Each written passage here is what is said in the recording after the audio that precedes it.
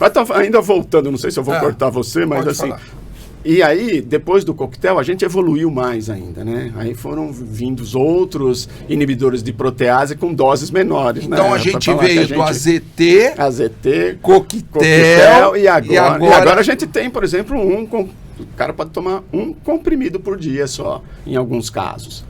Um comprimido por dia. Então, isso já... Então, de 20 quase 30 passou para 1. Né? Então, isso... E com mais eficiência, Edson? Com uma eficiência muito boa. Muito boa. Né? Muito boa. E estão chegando coisas novas, né? Aqui no Brasil, acho que a gente deu um passinho para trás no último governo, né? Não deu um incentivo maior para essa área, por exemplo. Porque nos Estados Unidos e na Europa, por exemplo, já tem o injetável. O cara toma uma vez por mês. Não precisa de tomar um não comprimido tomar todo comprimido. dia. Ou ele pode tomar um injetável e mais um comprimido por dia. Então, hoje já tem novos remédios chegando, né? E a gente que está um pouco mais defasado em relação a isso. Quer dizer, Edson, então nós saímos aqui do...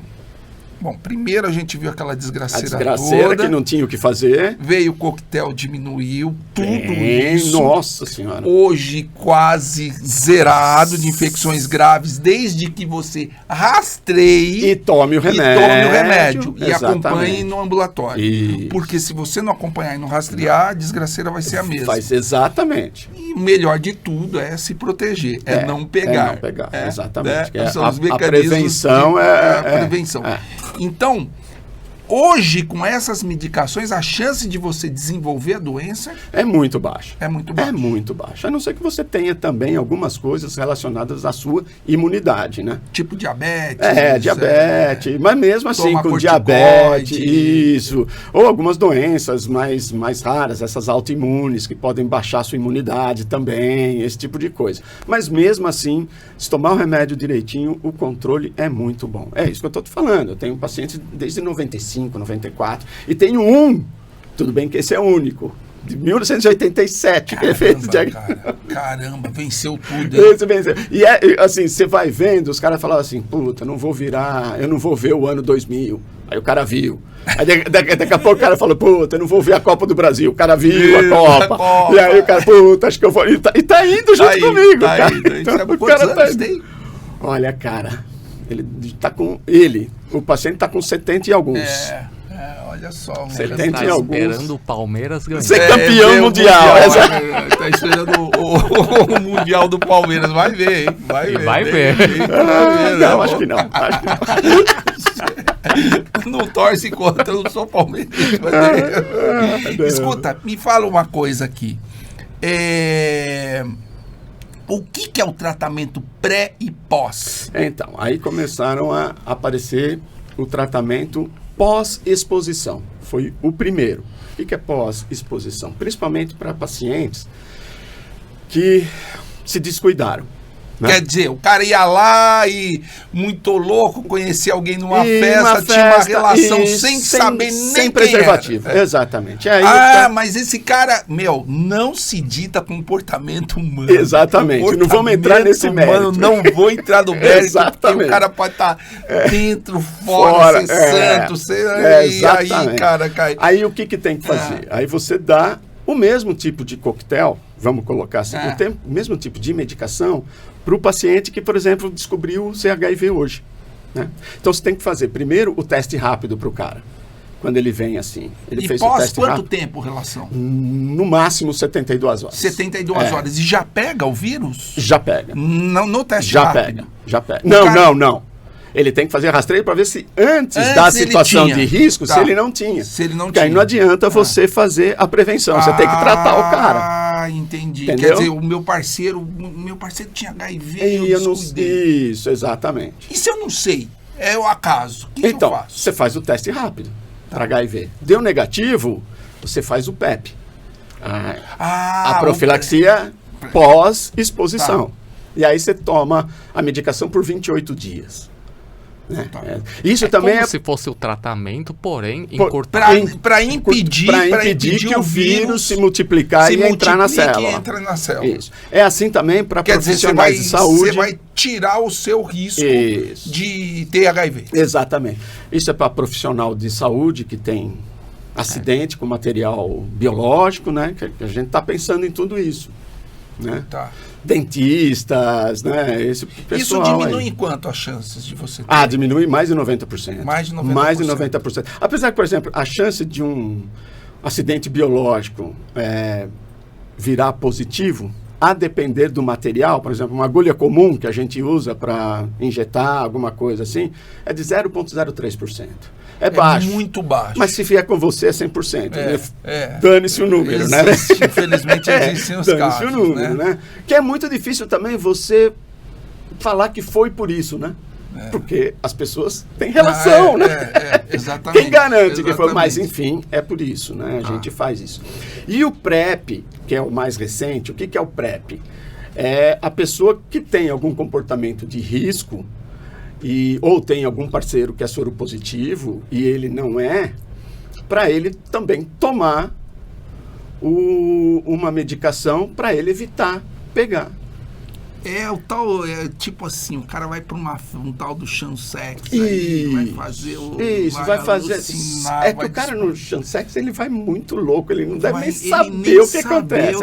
Mas o cara toma PrEP, ele toma remédio, aí sim, como se fosse um tratamento. Ele toma todos os dias, pode ir por longos períodos. Entendeu? Entendi. Aí ele toma, por exemplo, já sabendo que ele vai para festa, ou já sabendo que ele vai ter comportamento de risco. Isso é um tratamento de prevenção. De prevenção, exatamente. Só que é isso que a gente fala. Ok para o HIV, mas e as outras ISTs? Né? Exato. E o cara não tem... Se você pudesse resumir, a melhor maneira de prevenir é se proteger. É se proteger, eu acho. Nos Estados Unidos e na Europa, os caras também estão usando o PrEP, essa droga de injetável, que é uma vez por mês. Então o cara toma uma vez por mês e esquece a vida. E continua tendo comportamento de risco. Você sabe que a gente viu, com o passar dos anos, né? O pessoal que é profissional do sexo tem muito mais consciência do que a população em geral. Com chances menores até, com chances menores. Exatamente. Porque o cara é o trabalho dele. Exatamente. Eu vou ser extremamente rigoroso com a minha saúde. E você sabe que a gente ouve muito assim, é um valor X pelo programa, mas às vezes o freguês paga o dobro para não usar camisinha. Que é o cara de qualquer grupo. Qualquer grupo. Nós estamos falando profissional do sexo em modo geral, né? Homem, mulher... Não, o cara que quer pagar trans, o dobro, qualquer coisa. Um cidadão normal durante o dia. Exato. E aí, esse expõe. Isso. A mulher, a namorada. Expõe a namorada, esse expõe. O outro parceiro. Exatamente. Por isso que quando a gente estigmatiza um grupo, a gente desprotege o outro. Exatamente. Isso é um desserviço. E uma coisa interessante, né? Eu acho que outra maneira de prevenir é rastrear, né? Então, isso é uma coisa que deveria também ser feito com mais frequência. Qual que é o melhor rastreio para você? E como, por exemplo, senta um paciente na sua frente, doutor, vou trocar a pergunta. Em medicina pública, como você montaria um programa de rastreio, por exemplo? Eu acho o seguinte, que aqui no Brasil é muito difícil, mas você, por exemplo, um paciente que chega para você no consultório ou num hospital particular e ele fala assim, eu vim fazer um check-up. Eu acho que no check-up é obrigatório a gente pensar na sorologia. Nós fizemos um check-up e o cara falou. Obrigatório. Em vez de ficar pedindo eletrocardio, esteira, para paciente jovem, faz um rastreio de IST. Faz um rastreio de IST. Isso para mim é fundamental. Agora, no serviço público, nem sempre você consegue, mas no posto o cara pode fazer isso. Aquele médico que é do posto, ou o médico da família, né, que visita as casas. Eu acho que pelo menos uma vez por ano você tem que fazer esse tipo de rastreio. O ideal seria a cada 6 meses. né? Porque se o médico do posto que conhece aquela comunidade, que conhece um paciente ou outro, sabe como é que o cara se comporta, é obrigatório a cada 6 meses o cara fazer esse rastreio. E outra coisa, por exemplo, você quer ser mais sutil, vamos doar sangue? Na doação Exato, isso, já faz isso, obrigatório. Isso. Completo, obrigatório. É que tem muita gente que não vai doar sangue, né? Que tem medo. Mas você quer ser mais sutil com seu marido, ou o marido quer ser mais vamos sutil com a sangue, parceira e tal, vamos doar sangue. Exatamente. Aí lá na isso, doação aí, você já rastreia, né? Mas é justamente a população que é super comportamento de risco que o pessoal do banco de sangue não quer. Não quer. Mas faz o rastreio, né? Sim, mas vai ter que mentir no questionário. Né? É verdade. É verdade. Mas é isso mesmo. Mas hoje em dia está mais... As mortes caíram bastante, né, Marcelo? Ainda tem morte pelo secundário ao HIV, claro. Mas tem, normalmente essas mortes, elas ocorrem, essas mortes elas vão ocorrer por negligência ao tratamento ou por desconhecimento que tem o HIV. Isso, exatamente. Ou por falha terapêutica, que a gente fala, né? O cara parou de tomar remédio por 3 anos, cansou. Ou aquele que chega sem saber do diagnóstico, né? Então, já chega como chegava na década de 80, às vezes. Que é mais raro, né? Mas ainda tem. E tem muita gente que sabe o diagnóstico e fica quietinho, espera a evolução. Ainda também a gente vê esse tipo de caso. Qual é o comportamento dessas pessoas assim, são espalhadores, você acha? Não sei, eu acho que o cara... Tem muito nego doido, né, bicho? Tem muito nego doido. Então, não sei, eu não sei. Ele pode ser um espalhador, né? Mas, ou não, né? Ou não, né? Ou o cara é isso tão depende muito da consciência de cada um, né? Isso é muito individual, né? Fala assim, puta, já que eu vou morrer mesmo, eu não vou me tratar.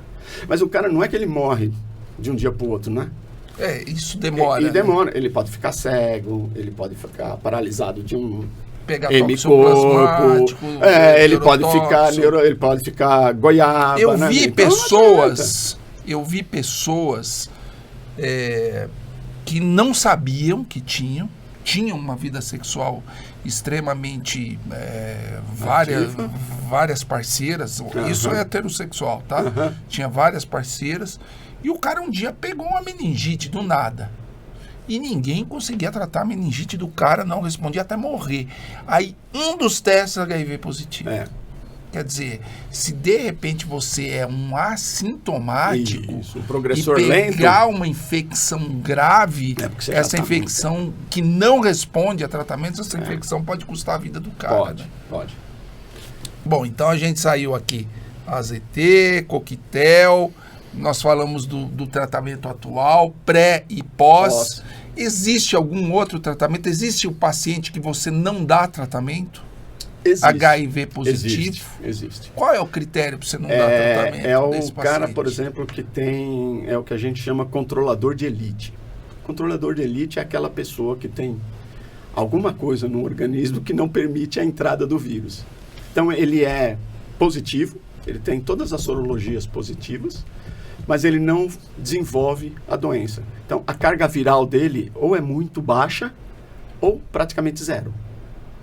Eu tenho 2 pacientes, por coincidência são mulheres, que são progressoras de elite. Né? Ou seja, que não desenvolveu a doença. Também já há muito tempo comigo e... Mas cada isso é exceção, meses, né? Exceção da exceção, né? Isso é raro. E zerar o vírus, já viu? Existe então, isso? Zerar o vírus, você diz como? Como o aquele cara caso tinha da HIV, Alemanha. o cara tinha HIV. Da Alemanha, ele tirou a medula, né? Ele fez um transplante de medula. Então, o cara... Além de sobreviver ao transplante de medula, que não é fácil, né? O cara conseguiu isolar. E teve outro em Londres também, né? São os 2 casos que a gente vê. Mas zerar. É que, por exemplo, a gente tem a máquina lá que lê a quantidade de vírus em cada ml de sangue. Então, ela começava lendo, por exemplo, um tempo atrás, de 400 cópias para cima. Então, se você tivesse 200 cópias, a máquina não ia ler. Se a máquina não ia ler, a gente chamava de indetectável. Não significa que o vírus não estava lá. Não está lá, mas a quantidade indetectável. E aí foi baixando. Depois foi para 200 a nota de corte, né? Podemos falar assim. Então, mas se o cara tivesse 199, era indetectável. Depois a gente conseguiu baixar para 50. Cada vez mais você vai colocando... Rastreando, melhorando o rastreio. 50. Puta, então aí sim a gente conseguiu... E hoje em dia são 20 cópias. Quer dizer... 20 cópias, 40, agora 20 cópias. Então, quer dizer, o rastreio está muito mais refinado do que era no passado. Em alguns estudos você já tem 10 cópias. Né? Então, por exemplo, vamos colocar 40 cópias, a nota de corte, mas se você tivesse 35, você está indetectável para mim, mas não no sangue. Né? Então, isso daí. Mas geralmente um paciente com uma carga muito baixa. Baixa, né? A transmissão. É isso, a chance de transmitir é baixa. E aí não acontece mas nada. Mas você não vai arriscar, né? Tudo bem, eu tenho 35, eu não vou arriscar, né? Não dá, né? Vacina anda quantas? Vacina, quantas, Edson? Vacina que a gente ouve. A vacina é a né? grande esperança e tal, e não vai. Aí ouvi falar de algum burburinho no ano passado. Tem alguns estudos. No começo, cara, é assim. Muito difícil, porque tem muita mutação. É um RNA, né? E RNA é mais complicado. A gente já sabe que vacina para gripe é complicado por causa das mutações. Exatamente. Né? Você tem que fazer todo ano. Todo ano, exatamente. Você tem que e tomar, o HIV também é outro que modifica absurdamente. Né? Esquece as vacinas que a gente já tem. Porque eu estou falando em meu nome, né? Óbvio. Essas coisas tradicionais não vai sair por aí. Cara. Não vai por aí. Sair. Né? O cara vai ter que sonhar à noite e escrever de dia alguma coisa diferente. Quer dizer, pegar o vírus, isolar, tirar os pedacinhos do vírus e fazer uma vacina de vírus atenuado, vivo atenuado ou vírus, eu acho que não vai rolar. Ou vírus, pedaços do vírus, né? O que eu acho assim... mRNA, você acha que vai... Então, é isso que eu ia falar. Eu acho que com a pandemia e a vacina para o Covid, essa RNA, nanomoléculas, essas coisas, eu acho que é por aí. Tá? Mas acho que a última que eu li, assim, que tem uma cobertura de 70%. Mas assim, em animal ainda, né? Ainda não... Os estudos estão lentos ainda está na fase experimental, né? Então, eu acho que vai demorar um pouco. Se a doença continuar assim, controlada, né? Se a gente reduzir a transmissão... Uma mortalidade muito baixa, muito baixa, eu acho que já é um grande avanço. Né? Para a gente que viu lá no começo, entendeu? Para essa molecada que está chegando agora, né? Por isso que eles estão Mas para a gente que viu muita coisa ruim... Eu acho que já é um grande avanço. Por isso que o pessoal se desprotegeu, né? Total. Porque você não tem mais morte, você não tem mais susto, né? Não, exatamente, você não tem mais susto. O pessoal não viu, por exemplo, Cazuza, né? Como o Eric, como morreu, né? Renato Russo, lembro. Fred Mercury, e assim vai colocando os artistas, né, cara? Não tiveram oportunidade de ver. Estariam vivos até hoje. Até hoje, você lembra exatamente. um menino que era modelo lá, que morreu na nossa época, no Emílio Ribas, famoso, um rapaz... Isso. Um rapaz, eu vi o comercial dele, eu vi o cara lá, não era a mesma pessoa, né? Não era mesmo, era outra pessoa. Era outra pessoa. Falei, cara, aliás, ele que falou, eu lembro que eu tava passando visita no dia...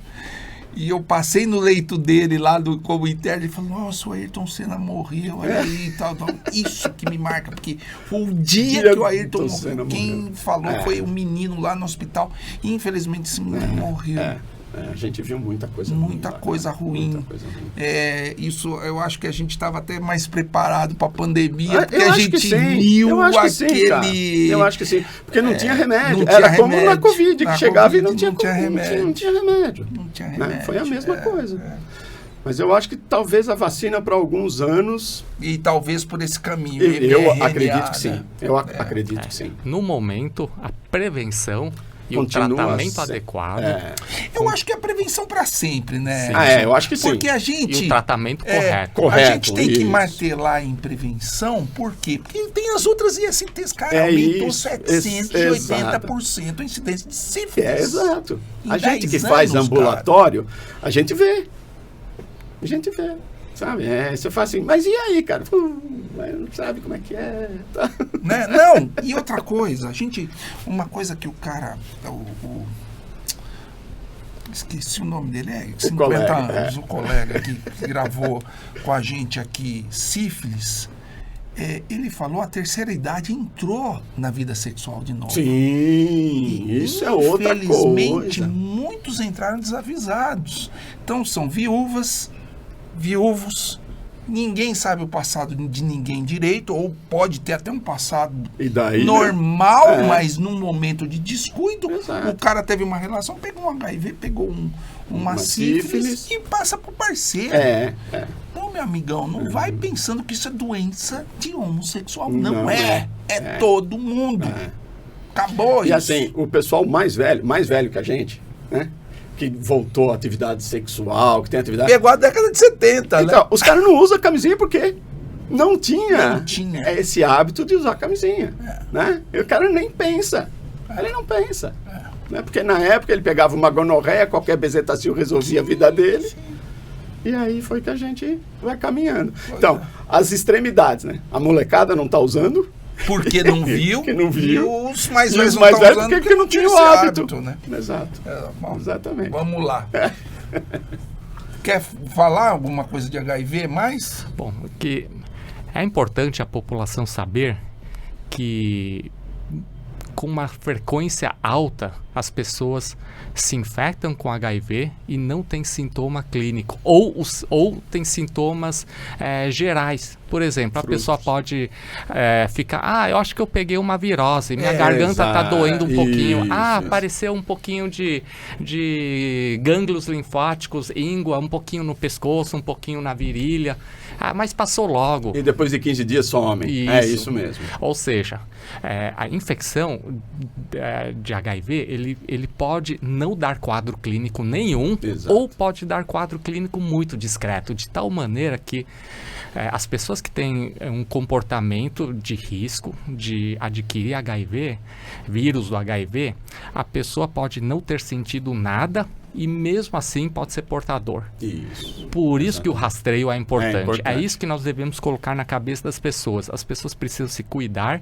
e Proteção precisam... e rastreio. Perfeito. É, isso Proteção mesmo. na relação É, e rastreio. é. Se a gente puder resumir Resumir, tudo que a gente é falar isso aqui, mesmo, proteção na relação. E rastreio. Camisinha, pronto. Camisinha. E rastreio. Isso. Aquelas pessoas que falam que nunca teve nada, podem ter. Podem ter, pode ser ter, soro positivo, pode sim. ter, cara. Comportamento humano é uma coisa que ninguém dita. É verdade. Cara, É não verdade. Não adianta. Tá, você teve uma criação, eu tive outra. Eu Isso. tive uma criação dentro da igreja evangélica, eu gosto de todos, são meus amigos, estou lá até hoje, mas comportamento humano é uma coisa que ninguém dita. Né? E não tem certo e errado. Infelizmente, né, exatamente, a gente... infelizmente, a incidência dessas doenças em alguns meios está crescendo. Está crescendo. Isso. A gente não pode falar, é tal grupo, eu tô longe Não, disso. Não tá, não. tá mais perto de você do que você pensa.